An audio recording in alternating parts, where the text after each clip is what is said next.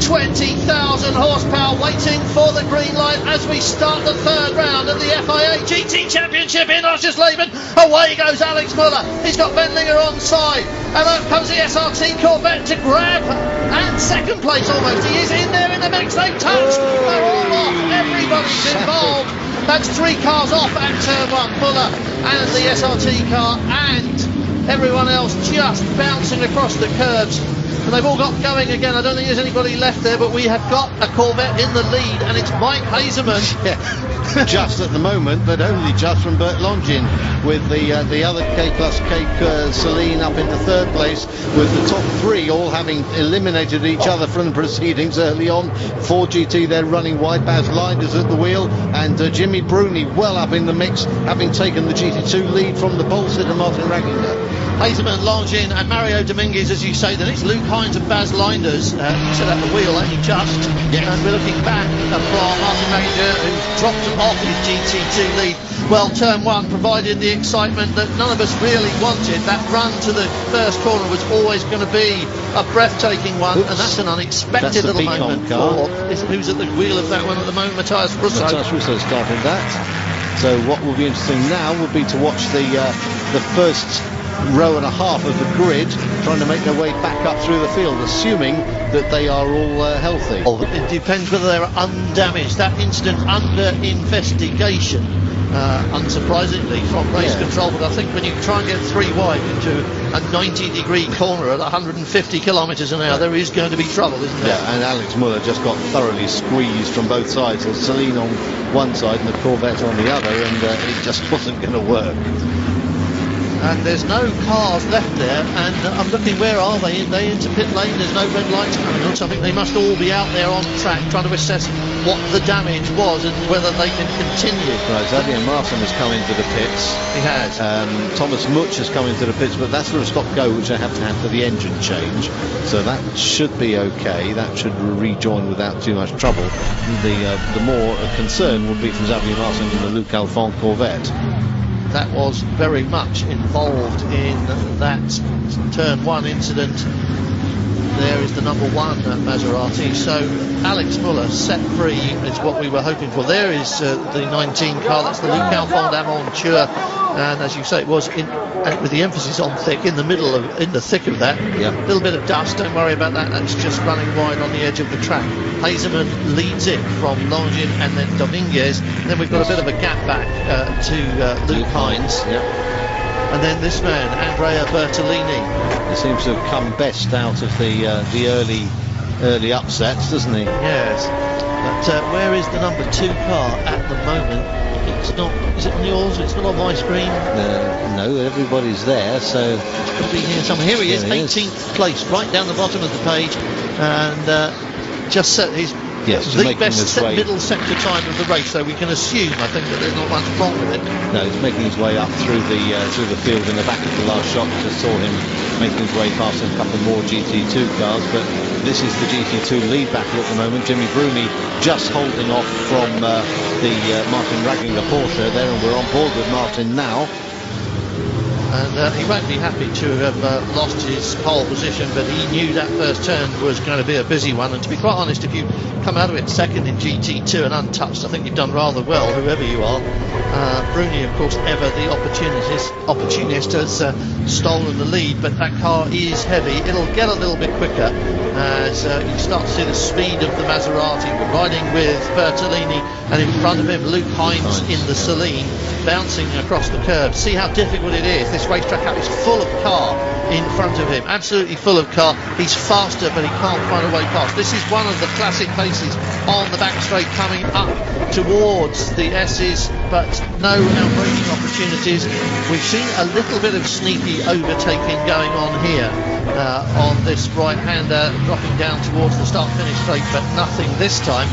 And the classic moment is braking for turn 1, but as we have already seen, that can go horribly. It has its own perils, doesn't it? Yes, doesn't it? Side by side, Bertolini has come out of the drop, but not able to out-accelerate the Celine, the turbo Celine, that just holding the pace. However, Bertolini much better under the brakes in spite of the extra weight on that Maserati, and takes the place. So that's Bertolini up to 4th.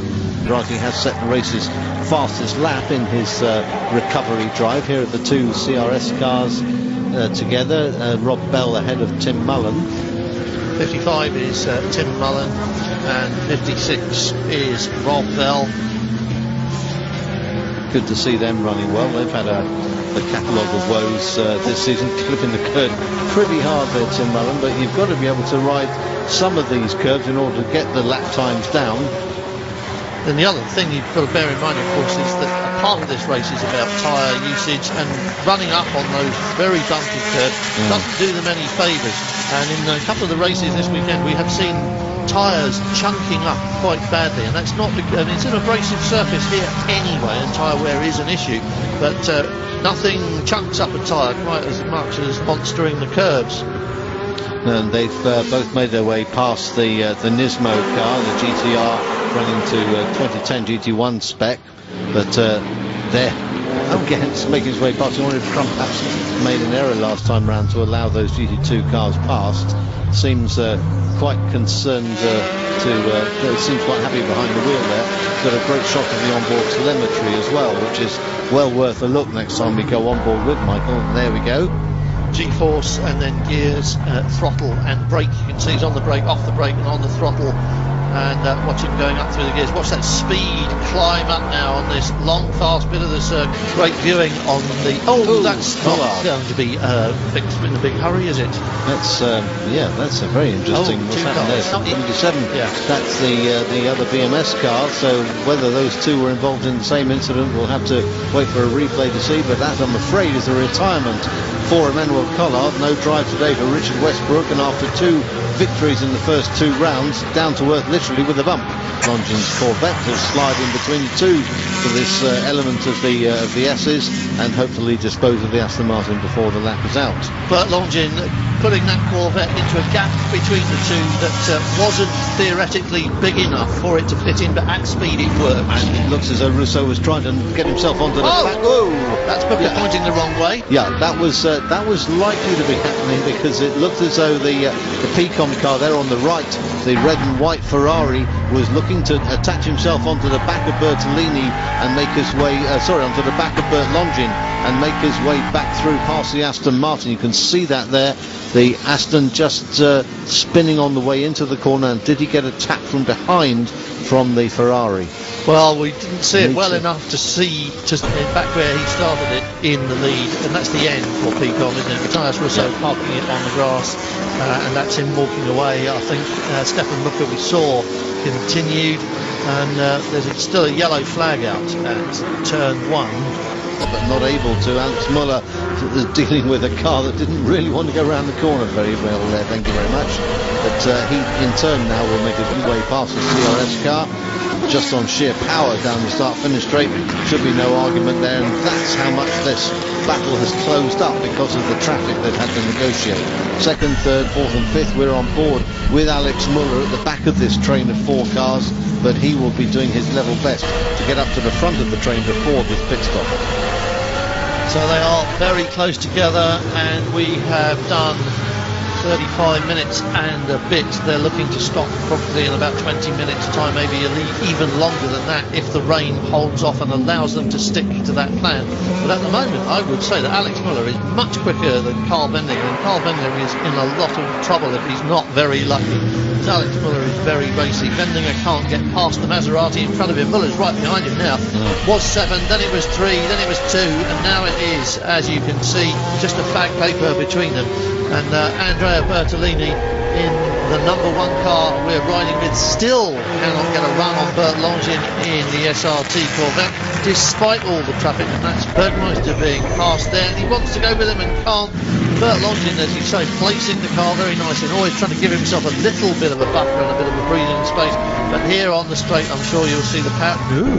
Bergmeister doesn't want to have anything to do with that, does he? No, well, he's in hot pursuit of Jimmy Bruni, having made his way up to 3rd in class from his back of the grid start. Jörg Bergmeister is now only 3 seconds behind Jimmy Bruni, and if he can improve that position further before he hands over to David Ashburn for the middle stint, then he will be a happy man indeed. Giving way there though to Alex Muller in turn 1. as Bertolini went past Bergmeister, he gave him a little derisory wave, I think an ironic wave, like thanks a lot, pal. And I think he gave this next pair a lot more room on the run into turn 1, and Alex Müller is now, according to the timing screen, 0.4 of a second behind Carl Vendinger, who won't need to be told, of course. So headlights on as they continue to thread their way through the GT2 field, and Bert Longin using the traffic to the best advantage he can. But it's just depends on how you come up on slower cars as to whether it's good or bad for you. Now, whether it's traffic or whether it's other factors, I know not, but Mike Hazelman's lead has been halved since we last looked at it at some nearly 12 seconds. It's now down to 5.7. May just be the conditions. He may well find that he's making his way through the traffic first, and the other cars will only know the leaders are lapping them after Mike Hazelman has come through, and very often the leading car has a bit more of a problem with slower traffic. It may well be that the Corvette's dancing about a bit, as they all are, and through goes Bertolini on the Nissan GTR, which pulls out a way to allow all three cars to pass by, and may well even allow Jimmy Bruni to pass. But see how quickly Jörg Bergmeister has got up onto the back of Jimmy Bruni. The lot of work of Carl Wendlinger makes it down the inside. He's made his way past after laps and laps and laps of following Andrea Bertolini's number 1 Maserati. He's made his way through. Now, will Bertolini in a heavier car allow his teammate Müller past in pursuit of the Celine? Yes. Yes, he will. Simple answer. Absolutely. May not have had much option. Alex Müller. Looks as though that's Wendlinger. Yes, it's gone straight on, and in his exuberance trying to get the car as quickly as he can back onto the track, he's kept the engine running, but has looped it through 360. He's going to do another 360. Ryan Sharp is not going to give him high marks on that. He's finally settled the car down. You see, wet grass is not really good on coefficient of grip. Carl Wendlinger just overdid it. As you say, he was so pleased to get past, and he cleared off. Got 2 or 3 car lengths up the road before he arrived at that corner.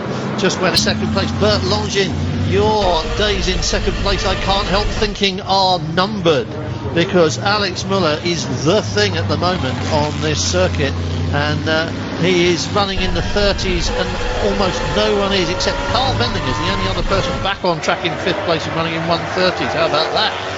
Somewhere down the road we've lost Jörg Bergmeister from the GT2 hill there. Small climb up towards past the past the pit lane exit entrance, and then on to start finish. On the gas now, Alex Müller wants it going into turn 1. There are no yellow flags there anymore, but look at that Corvette. Bert Longin using the power, placing it in the middle of the track. He's got everything, but Müller's going for the inside anyway. He's late on the brakes, and he didn't quite get it there. That was touch and go though from a long way back. That Maserati was very light on the brakes, and Müller now very early on the throttle, snatching at the steering wheel as the back end tries to get away from him. Bert Longin breathe again, but there's another big straight coming up, and when they get round to the back of the circuit, he's going to try that, and I think that's Bergmeister's gravel they've all got to deal with there. Yes, looks like Jörg Bergmeister's been towed back on and dragged a load of gravel with him. That'll make life interesting, and Müller again looking very racy through these corners. Bert Longin a little more cautious, but he can't afford to be, because Müller will gobble him up. And he's going to do it now. I'm sure that he thinks now is his chance. Front end of the Corvette just getting away there, slewing wide. Back straight then. Can it be here? Oh, look at this. On the curbs, on the gas, underneath the rear wing, and again 4 cars in the gravel. Wendlinger, Bergmeister, Bert Longin here to Miguel Ramos. He is following the equivalent in water clearance of an 18-wheeler, and that's what's being dumped on his windscreen as we go down the straight, looking for the braking point in the murk. You've really got to think about everything. You've got to think about all these braking points and these turning points. Pick them in the rain, it's much more difficult, and it's much more important to get them right. You can improvise a bit in the dry, you can fiddle with the car on the throttle and the steering wheel, but in the rain, you've got to get it absolutely perfect. Absolutely, the light touch is the one that works. And 20 seconds or so a lap is the difference between a quick lap in the wet and a quick lap in the dry. We're looking at 1:48 as the best Andrea Bertolini. In fact, Ryan Sharp put in a 1:45 last time round. That's going some. And we've K plus K, Carl Wendlinger showing a bit of strain there in the background.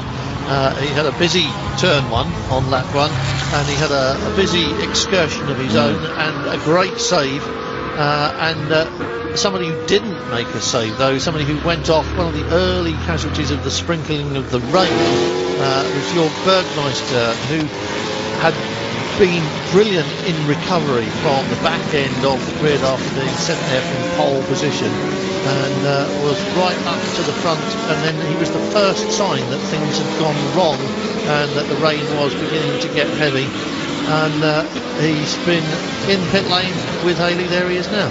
You're battling your way from the back of the grid. You almost made it to second place, but then unfortunately it's early retirement. What happened to the car? It wasn't retirement. I just made a little mistake. I pushed pretty hard, and the track was a little damp already.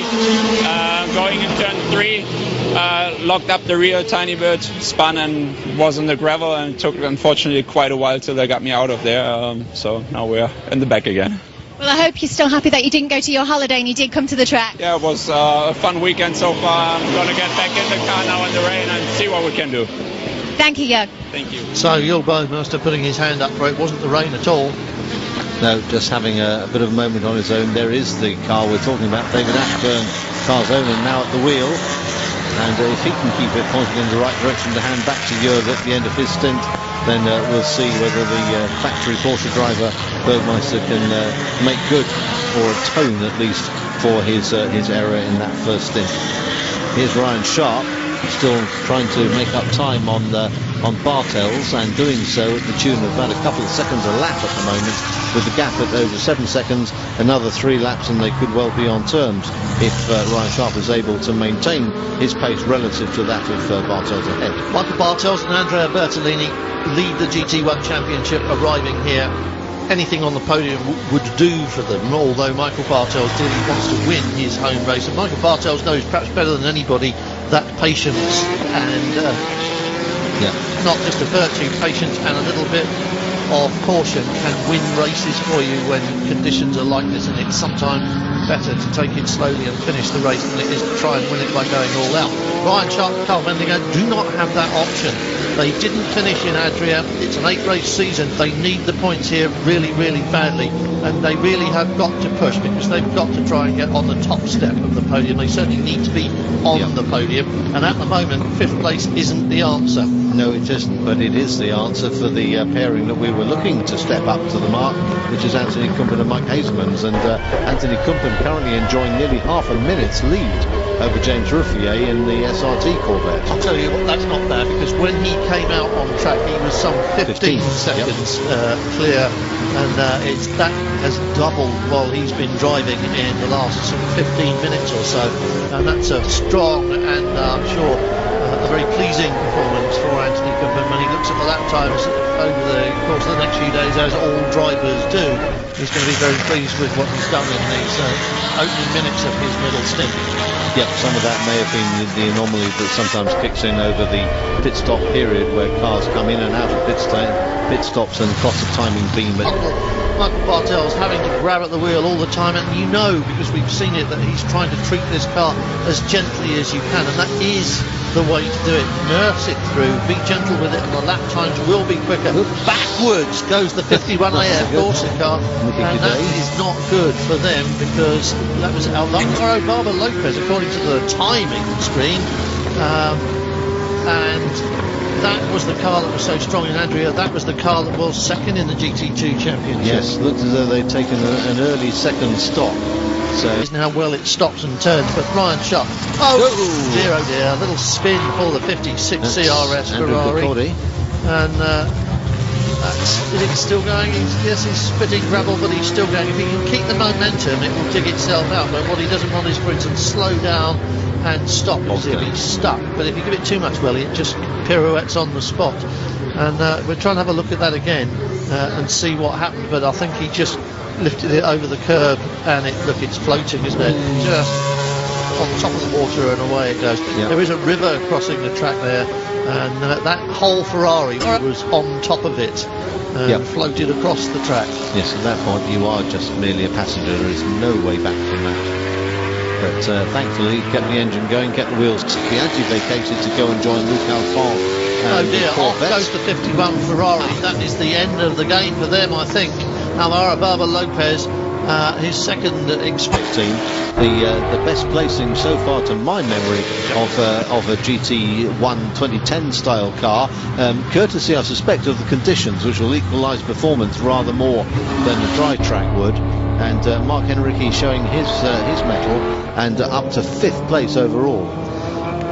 Rain wipes out the performance edge. If you've got more power on a dry track, hooray. When it's raining, you can't use it, and if you do, you tend to do what we've seen so many people do and just slide off if you're a bit too free with your right foot on the throttle. Look at that, fighting the Ford through this corner ahead of Mark Henrique. Bert Longin is taking it very cautiously with the Corvette, and who can blame him in that car in these conditions? And the Ford, I think, is wanting to be past it. I think Henrique thinks he is faster on a lap, and he's going to do it.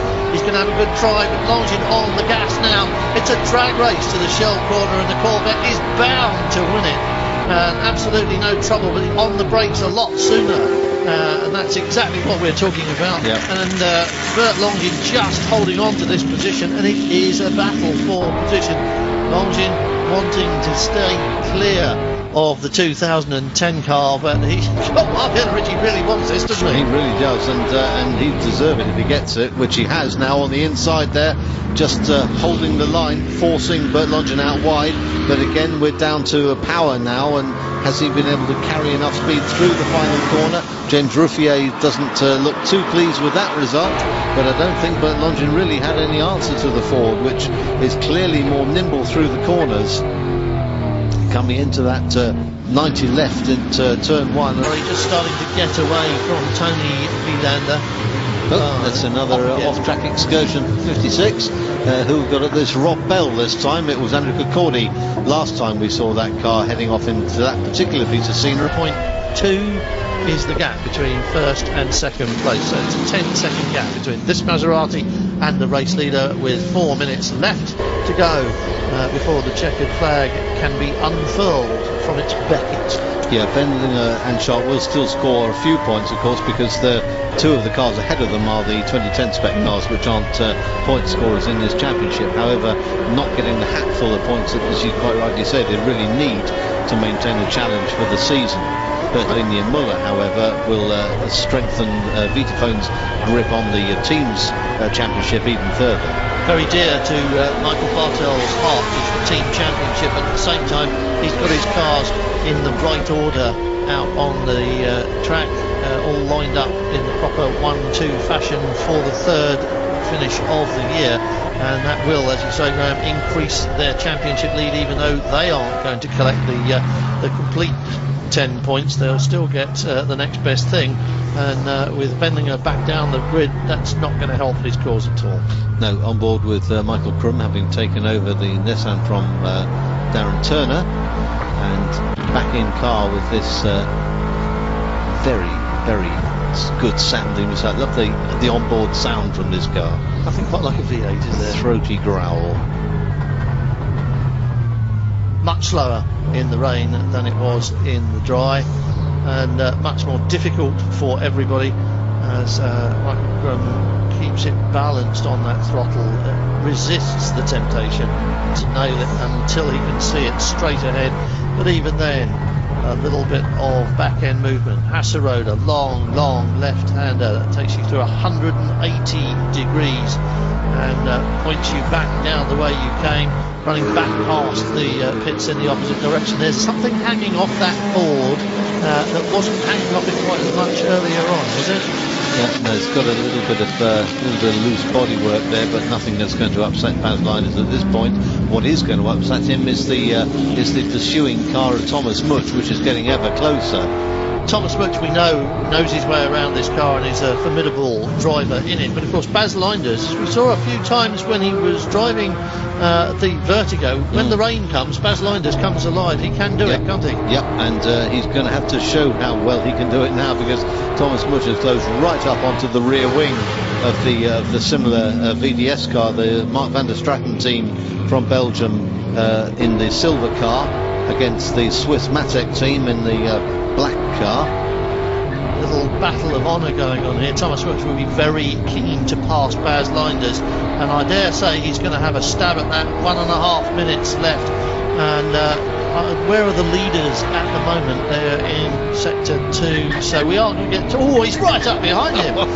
Ooh, that was close. I think we're going to have one more lap out of this one, and so he does have a chance at getting past, but they are so evenly matched on power. Look, as they go through the gears, nothing happens. Grabbing 5th on the run towards Shell, and Baz Linders can't get past the Celine, and Thomas Mutch can't get past the Ford. And again, will he close up? And will he try and get a run on him on the main straight, or will he try one of those little dives up the inside here that we've seen so many people have a stab at over the weekend? No, he's not. Sort of think discretion, valour, all of those things flashing through his mind, really. Wouldn't have thought they are just yet. When he gets to the last corner of the very last lap, then discretion and valour might come into it, but for the moment it's red mist, and let's see if we can't get past. That's a shame. That's Carl Wendlinger, is it? Having yes, it is. Pulled off to the side of the track. Well, he was going to get some points, he now isn't going to get some points. Carl Wendlinger and Ryan Sharp, 2 DNFs in a row, and that's a really difficult hurdle to climb over in a championship season, and that's going to hurt them badly. You wouldn't want to think that was fuel, would you? However, we're on board with Mike Hasemans, has about a 10-second lead and has been constantly at 10 seconds since pit stops over Andrea Bertolini. Bertolini not able to make any inroads into that any more than Alex Muller has been able to improve his third place. So it's Corvette, Maserati. We're on board with the leading car. The clock has ticked down to 0, so this will be the final time through the Shell and Nebo S's for Mike Hasemans. Up the hill to the right-hander, and he's almost home, Richard. I'm going to tell you something now that I couldn't say earlier on because I didn't want to do the commentator's curse, but on Friday morning I said to Mike Haseman, I've had enough of this. Go out there and fix it for me and win this race on Sunday, will you? And he is just about to do it. Mike Haseman is over the line at round 3. Checkered flag drops for PK Racing. Anthony Kumpin and Mike Haseman, 2 happy, well, I can say happy Dutchmen. Haseman Dutch and Anthony Kumpin is Belgian. Andrea Bertolini and Michael Bartels will be very pleased, thank you, with second as far as the championship's concerned. But that isn't what Michael Bartels came here for, is it? No, he didn't. He came here to win. This is Germany. It's just their home round. Baz Linders has managed to keep the VDS team Ford ahead of the Matek, so well done to them, and that's a very good result. 5th, 6th and 7th overall for the 2 2010 cars in that spec. And what's happening in GT2? Where is our leader? There he is. Heaving out of the mist just in time. First time this year for Tony Vielander and Jimmy Bruni to take the GT2 checkered flag, and that's going to be especially important to them, A, because their other car is still going. Oh, no, it's not, is it? Because Collard and Westbrook aren't going, and will score nil point here. That will bring the championship a little bit more into focus for them and make title defence seem a little bit more feasible. And as we say, the Peterphone team, from a championship point of view, will be happy to have finished in this order. What they won't be happy about, of course, is not winning their home race for only the 2nd time since they've started racing that car and coming here. Yes, they had to give best to Aston Martin last year and to Corvette this time. So Ramos in 3rd place with Alex Muller, Longin and Ruffier 4th. Masson and Thomas Biaggi will be reasonably satisfied to have saved 5th place out of what looked like a complete disaster on turn 1 at the start of the race.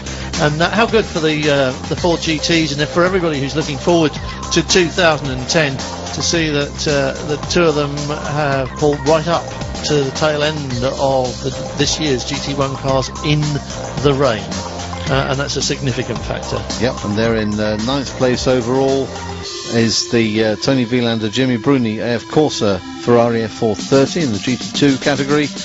Marco Holzer and Sean Edwards, can't say enough about that. That was a great effort from the youngsters in the number 61 Pro Speed car to come in 2nd ahead of the Hexus Aston Martin.